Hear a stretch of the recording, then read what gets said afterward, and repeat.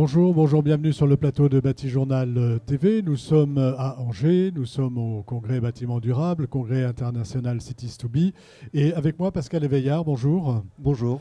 Vous êtes le directeur construction durable du groupe Saint-Gobain, Tout à fait. qu'on ne présente pas, mais que je vais vous demander rapidement de présenter.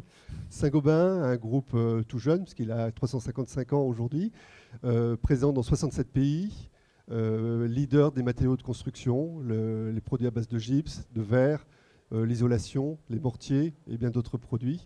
Et avec une ambition, c'est de rendre les bâtiments plus durables, donc d'apporter toutes les solutions pour que la construction durable devienne une réalité. On va parler avec vous de vos trois axes de travail, on va dire, sur cet aspect construction durable. Le carbone, le circulaire, la santé et le bien-être. Tout à fait. Et on va commencer par le carbone. Oui. Qu'est-ce que vous mettez en place? Qu'est-ce que Saint-Gobain met en place à propos du carbone et évidemment pour faire baisser l'impact? Comme on le sait et comme il a été souvent répété pendant ces 2 jours à Angers, le carbone et les bâtiments, la problématique carbone au secteur du bâtiment est vraiment une problématique aujourd'hui qui est reconnue comme étant une urgence. Et Saint-Gobain agit à 2 niveaux. On a des solutions pour réduire ce qu'on appelle le carbone opérationnel, c'est-à-dire le carbone qui est lié à l'utilisation d'énergie pendant l'utilisation du bâtiment. Ce sont toutes nos solutions d'isolation et de vitrage notamment qui permettent de réduire significativement les consommations énergétiques. Voilà, là on réduit la consommation énergétique par le produit du bâtiment. Par le produit du bâtiment, par l'enveloppe. En gros, c'est avoir des enveloppes de bâtiment qui soient plus performantes et qui empêchent les transferts de chaleur ou de froid entre l'intérieur et l'extérieur. Deuxième axe sur le carbone. Et le deuxième axe, c'est de développer des solutions qui contiennent moins de carbone. Donc pour avoir des bâtiments plus performants, s'assurer qu'on met également en œuvre des solutions constructives et des matériaux qui ne contiennent peu de carbone. Voilà, donc c'est à la fois le matériau, mais j'imagine que vous vous interrogez aussi sur les process de fabrication. On s'interroge à 2 niveaux, sur les systèmes constructifs, donc passer de systèmes massifs à des systèmes légers. Plus on allège les solutions constructives, plus on réduit l'empreinte carbone. Et au sein de ces solutions, les matériaux, s'assurer qu'on a des matériaux qui aient une empreinte carbone réduite, en particulier au niveau de leur processus de fabrication. Donc c'est accroître le contenu recyclé dans les produits ou recourir à l'usage d'énergie décarbonée, typiquement énergie renouvelable pour les fabriquer. Circulaire maintenant, économie circulaire. En quoi le circulaire vous intéresse et comment vous le travaillez?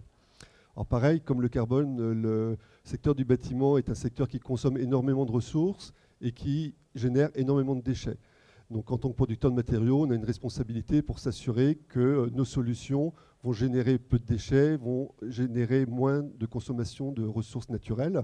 Donc on travaille à plusieurs niveaux. On travaille déjà pour rendre les bâtiments plus durables, avec des durées de vie extensibles. Donc tout ce qui peut contribuer à la flexibilité des bâtiments, permettre des réaménagements simples, sans gaspiller de ressources. Facilité de démontabilité, par exemple, de vos produits, par exemple, des choses comme ça. Donc des cloisons, par exemple, de séparatives ou des plafonds qui sont facilement démontables, facilement déplaçables, facilement réutilisables. Ça, c'est le premier axe de travail.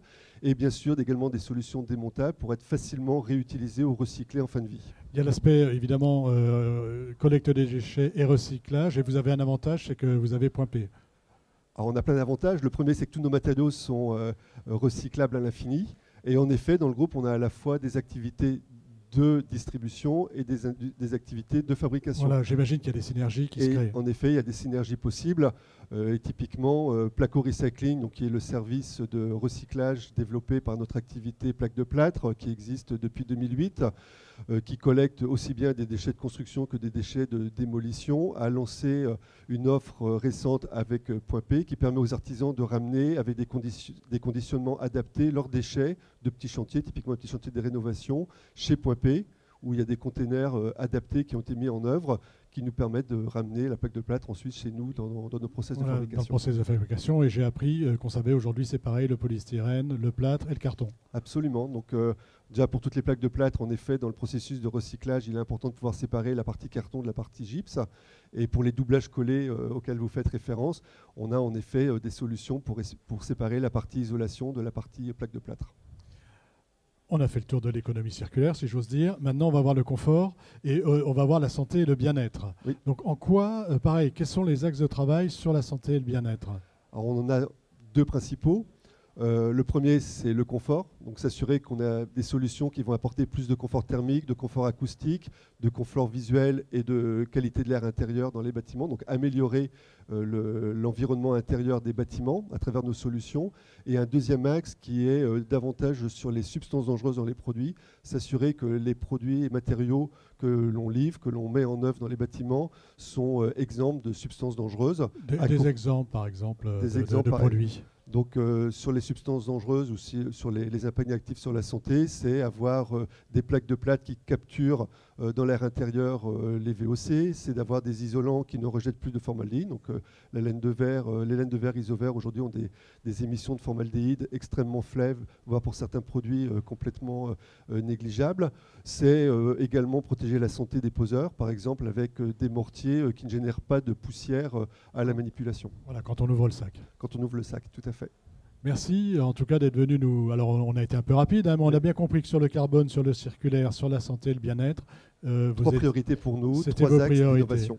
Absolument. Merci d'être beaucoup. venu sur le plateau donc, de Batijournal TV pour nous parler de Saint-Gobain et puis des travaux de Saint-Gobain en matière de développement durable. Une émission à retrouver sur notre site Batijournal TV et sur le site de notre partenaire Cities2B.